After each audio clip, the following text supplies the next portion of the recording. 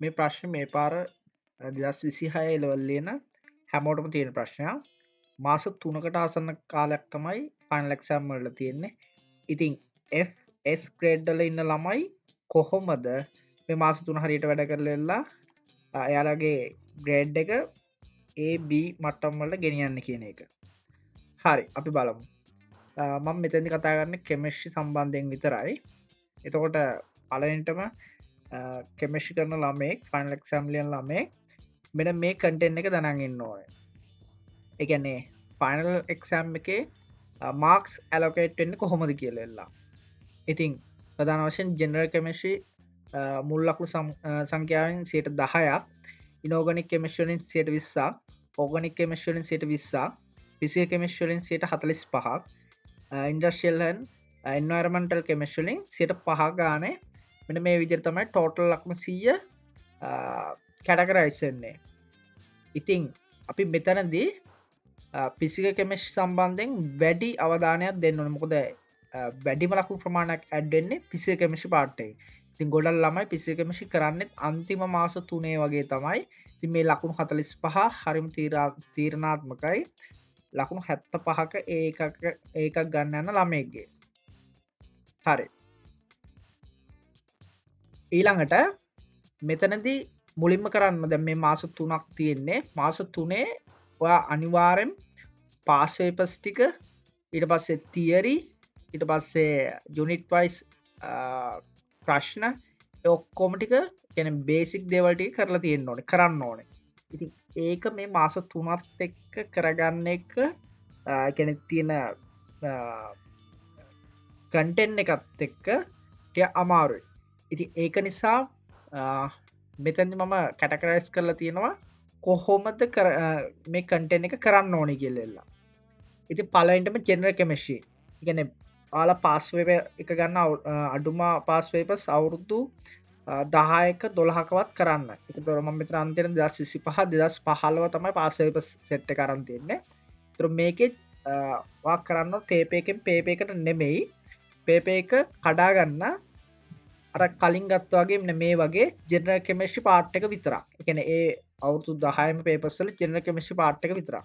ඉතින් general chemistry part එක තියෙනවා අපි දන්නවා ස්ට්‍රක්චර් පළවෙනි ප්‍රශ්නේ එනවා. ඊට පස්සේ all MCQ. ඔය විදිහට 2025 ඉඳන් ආපස්සට කරගෙන යන්න. ඊට පස්සේ ගන්න ඉනෝගනික් කෙමිස්ට්‍රි කොටස් ටික. ඒ කියන්නේ ඉනෝගනික් කෙමිස්ට්‍රි 2025 ඉඳන් 2015 වෙනකම් පේපේකේ තියෙන කොටස් ටික. එකන්නේ මේක තවසරලවාට කිවොත් වාන 2025 පේපේ ගන්නවා 2025 පේපේගේ සම්පූර්ණයෙන්ම පේපේ කරන්න නෑ. එකති තෝරගන්න මේ ඉනෝගනික් කෙමිෂි පාට්ටකින් ආපු ප්‍රශ්න ටික විතරයි. ඒ කියන්නේ අපි දන්නවා ඉනෝගනික් වලින් MCQs එනවා ඊට පස්සේ ස්ට්‍රක්චර්ඩ් ප්‍රශ්න කරන්න ඊට පස්සේ එකකින් ආපු SST කරන්න. ඔය විදිහට 2025 කරා 24 කරා 23 ඔය විදිහට ආපස්සට 2015 වෙනකම් කරන්න. ඊට පස්සේ ඒ කොටස් ඉනෝගනික් කොටස ඉවරනම් පස්සේ ඕගනික් වලට යන්න. ඔය විදිහටම MCQs ටිකයි ස්ට්‍රක්චර්ඩ් ටිකයි SS ටිකයි කරන්න. ඔය විදිහට පිසිකල් කෙමිස්ට්‍රි ඉන්ඩස්ට්‍රියල් එන්වයරන්මන්ටල් ඔය ටික කරන්න. එතකොට වෙන්නේ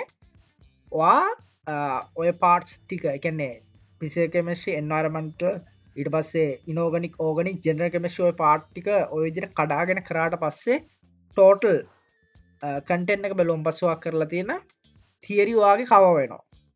එකක්. අනිත් එක යුනිට් වයිස් කොක්ෂන් ටික වගේ කවවෙන ඉට පස්සේ පාසේපස් ටික කවවෙනවා. මොදවා තියරි කරලා ඊට පස්සේ පාසවිපස් කරන්න ගියොත් ඕක වෙන්නේ නෑ. හරද තොට මෙන්න මේ තුනම ඔය මෙතඩ් එකෙන් ෆලෝප් කරොත් මේ තුනම කවවෙනවා. එතකොට වගේ පේපයකින් 60කට 70කට ආසන්න ප්‍රමාණය පනල් පේප එක වා කව කරලා තියෙනවා. ඊට පස්සේ ඉතුරු ලකුන්ටේ ගන්නනා ඇඩ්වාන්ස් මොඩල් පේපස් ටික කව කරන්න ඕනේ.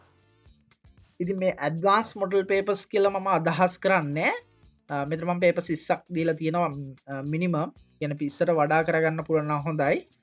මොකද සති 12ක් තියෙනවනේ ති සතු 12ක් තියෙනවා කියන්නේ ආසන්න දවසට සතිර පේපස් දෙක ගාන කරන්න මේ විස්ස කව කරගන්න පුළුවන් වඩා කරන්න පුළුවන්න හොඳයි.